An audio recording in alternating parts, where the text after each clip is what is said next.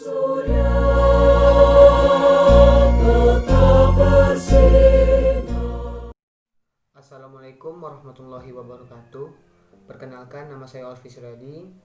Saya mahasiswa Universitas Muhammadiyah Yogyakarta, Fakultas Ilmu Sosial dan Ilmu Politik, Prodi Ilmu Pemerintahan. Hari ini saya pengen bincang-bincang santai tentang uang. Ya, benda yang diinginkan semua orang, benda yang kadang-kadang bisa mendatangkan masalah, tapi juga bisa menyelesaikan masalah. Tapi saya tidak pengen bahas tentang uang 1000 ini. Saya pengen bahas yang lebih besar, yaitu tentang uang negara.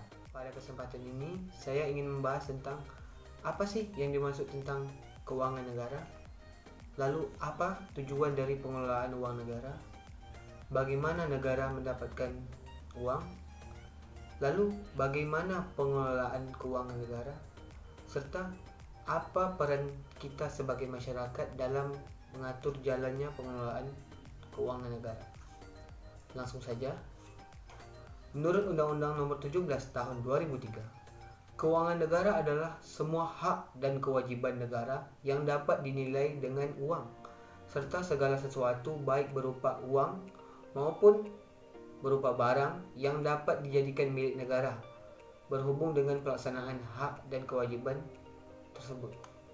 Nah, itu tadi definisi keuangan negara menurut Undang-Undang Nomor 17 Tahun 2003. Selanjutnya, apa tujuan dari pengelolaan uang negara? Menurut pendapat saya pribadi, ya, tujuan dari pengelolaan keuangan negara adalah untuk mensejahterakan masyarakat Indonesia sendiri. Ya, baik itu berupa kesejahteraan ekonomi, kesejahteraan pendidikan, dan kesejahteraan kesehatan. Mengapa saya sebutkan tiga hal tersebut? Ya, karena ketiga hal tersebut adalah hal yang paling dibutuhkan oleh masyarakat di Indonesia. Lalu, apa yang menjadi sumber pendapatan negara, atau bagaimana negara bisa mendapatkan uang? Negara bisa mendapatkan uang yaitu bisa melalui pajak, keuntungan BUMN, cukai, serta pinjaman, atau bisa dibilang hutang. Nah, yang menjadi lucunya di Indonesia adalah Indonesia meminjam uang dari negara lain untuk membayar bunga dari hutang yang sebelumnya.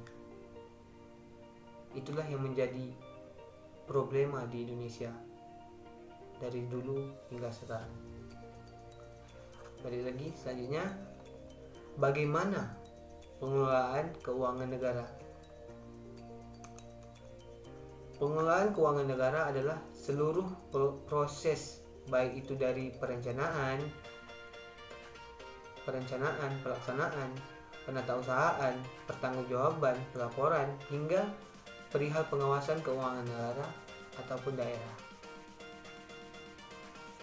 Pengelolaan keuangan negara yang baik akan memperhitungkan prinsip-prinsip keterbukaan, transparansi, serta akuntabilitas, dan dimonitor langsung serta diawasi oleh masyarakat sehingga dapat mencegah adanya kebocoran anggaran. Lalu, siapa yang paling berkuasa atas pengelolaan keuangan negara? Yang paling berkuasa atas pengelolaan keuangan negara adalah pemimpin pemerintahan, yaitu presiden. Dalam hal ini, jika di Indonesia, yaitu Presiden Joko Widodo.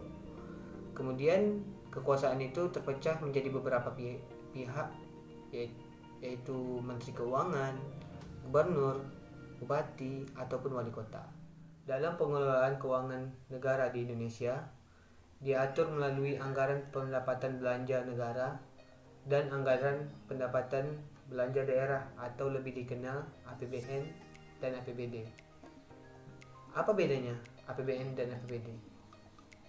APBN diatur dan disepakati oleh DPR, Sedangkan APBD diatur setiap tahun dan disepakati oleh DPRD. Nah, dalam APBN dan APBD inilah apa-apa saja pembangunan yang akan dilakukan pada tahun yang akan datang serta berapa biaya yang digunakan untuk pembangunan pada masa yang akan datang. Pada tahun yang akan datang lebih tepatnya. Dan yang terakhir, apa peran penting masyarakat dalam mengatur jalannya pengelolaan keuangan negara? Peran penting masyarakat dalam mengatur pengelolaan keuangan negara adalah mengawasi, memonitor, serta mengamati jalannya pengelolaan keuangan negara sehingga tidak terjadinya penyalahgunaan anggaran dan kebocoran anggaran.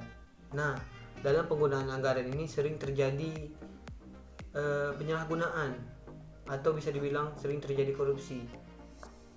Yang mana jika tidak diawasi masyarakat, maka korupsi ini akan berlangsung setiap tahun dan akan terus-terusan terjadi sehingga pembangunan di Indonesia tidak akan maju.